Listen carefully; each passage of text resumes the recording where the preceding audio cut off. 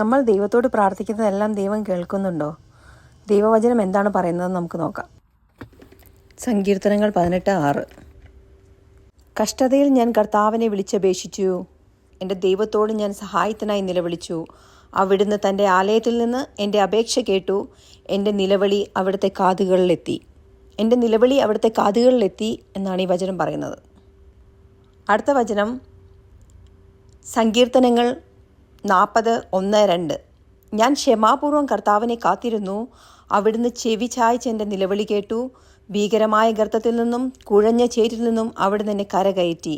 എൻ്റെ പാദങ്ങൾ പാറയിൽ ഉറപ്പിച്ചു, കാൽവയ്പ്പുകൾ സുരക്ഷിതമാക്കി. ഈ വചനം പറയുന്നതനുസരിച്ച് അവിടുന്ന് ചെവി ചായ്ച്ച് എൻ്റെ നിലവിളി കേട്ടു. അടുത്ത വചനം സങ്കീർത്തനങ്ങൾ 116:1-2.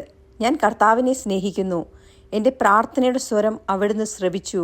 അവിടുന്ന് എനിക്ക് ചെവി ചായ്ച്ചു തന്നു. ഞാൻ ജീവിതകാലം മുഴുവൻ അവിടുത്തെ വിളിച്ചപേക്ഷിക്കും. ഈ വചനവും പറയുന്നത് അവിടുന്ന് എനിക്ക് ചെവി ചായ്ച്ചു തന്നു എന്ന് തന്നെയാണ്.